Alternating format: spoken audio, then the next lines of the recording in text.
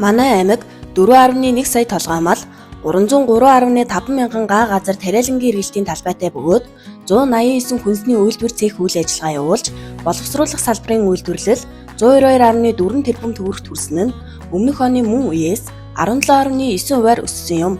Өнгөрсөн 2025 онд хүнс хөдөө аж ахуйн газраас 6 зорилтын хүрээнд 65 арга хэмжээ дэвшүүлэн ажиллаж 90.7%-тай хэрэгжлээ. Могой жилийн босгон дээр хөдөө аж ахуйн салбараас улсын авраг малчин өрх, хошоо авраг малчин өрх, тариаланч, механикжуулагч, тариаланч хамт олон фермер гээд нийт 19 хөдөө аж ахуйн шилдэгүүд тодорлоо.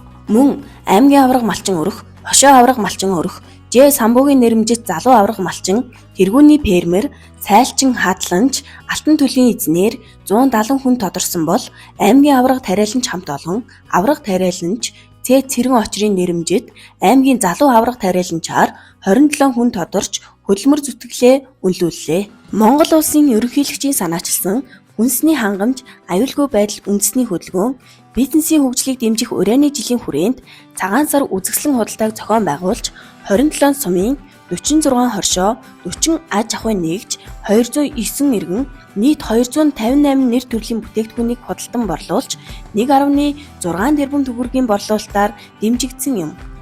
Тариалалтын дэвшилтэт технологиг нэвтрүүлж, хөрс, уур амьсгалын онцлог тохирсон шинэ ашигт тариаллыг өнцөгшүүлэх, тэжээлийн үйлдвэрлэлийг нэмэгдүүлэх замаар газар тариалан, мал аж ахуйн төгс хослолыг бий болгох зорилгоор Атар 4 тариалангийн тогтвортой хөгжлийн аяныг өрнүүлэн тариалалтын зөвлөгөөнийг зохион байгууллаа. Хүнс хөдөө аж ахуйн хөнгөн үйлдвэрлэлийн сайдын тушаалаар 13 сумын 91 иргэн аж ахуйн нэгжид 21,250 ширхэг шонг олголоо. Орон нутгийн 450 сая төгрөгийн хөрөнгө оруулалтаар 164 тонн төмсний үрийн шинжилэл хийлээ.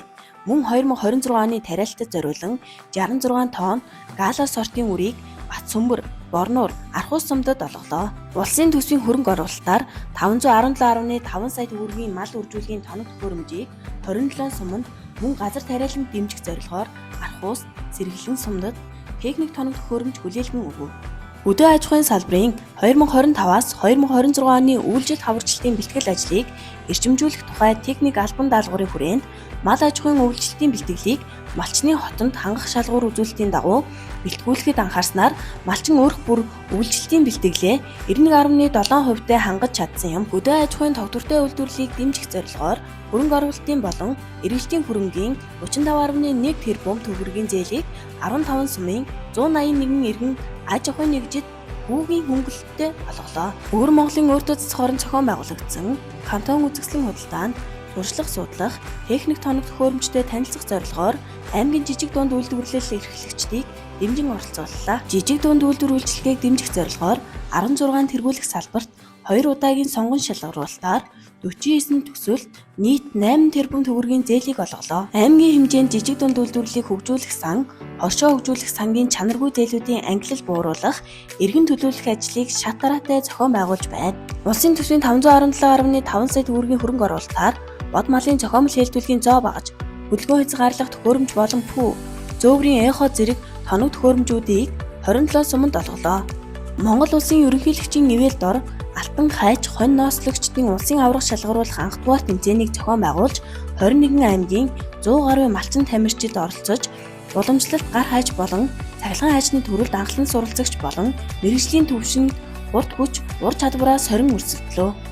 Азийн хөгжлийн банкны 718.9 сая төгрөгийн санхүүжилтээр Борнуур, Баян Чандан сумдад 20 нэр төрлийн техник тоног төхөөрөмжийг олголоо. Аймгийн хэмжээнд ангийн нөхцөл байдал үүснтэй холбоотойгоор үр тариа, төмөс, хүнсний ногоон тарих үрийн чанар болон бүтээгдэхүүний аюулгүй байдлын үзүүлэлтийг 10 сумын 54 иргэн аж ахуйн нэгжийн 10 нэр төрлийн 30 дээжид 186 үзүүлэлтээр тарих үрийн чанар пестицидийн үлдэгдэл тодорхойлоход 15 дээж 24 үзүүлэлтээр стандартын шаардлага хангаагүй дүнтэй гарсан тул стандартын шаардлага хангуулахаар 5 зөвлөмж 2 албан шаардлага дүгнэлт гаргаж ажилласан юм. 100 бод сумын сургуулийн орчмын 13 хүнсний дэлгүүрт хяналт хийж, арал үүсэл тодорхойгүй, хугацаанд дууссан, шошгын зөрчилтэй болон чихрийн өндөр агуулмжтай 16 нэр төрлийн 329 ширхэг 293.5 мянган төгрөгийн бүтээгдэхүүнийг устгаж, шууд хэрэгэлдэг хүнсний бүтээгдэхүүнд зориултын хөргүүр ашиглах,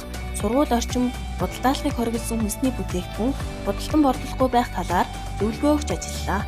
Засгийн газрын 2025-аас 2026 оны үйлдэл хавшилтын бэлтгэл хангах зарим арга хэмжээний тухай тогтоолын хэрэгжилтэд хяналт тавих зорилгоор 14 сумын аюулгүй нөөцөд хадгалагдаж байгаа үүс дижээлийн чанар аюулгүй байдал хяналт шалгалт хийж лабораторийн шинжилгээнд хамруулан стандартын шаардлага хангаагүй үүс дижээлд дүгнэлт гарган ажилласан. Хөдөө аж ахуйн салбарын боловсруулах үйлдвэрлэлийг дэмжих зорилгоор Алтан намар 2025 нэгдсэн арга хэмжээнд 27 сумын 252 иргэн аж ахуйн нэгж байгууллага нийт 300 гаруй нэр төрлийн бүтээгдэхүүнээр оролцож 1.1 тэрбум төгрөгийн борлуулалтаар дэмжиглээ.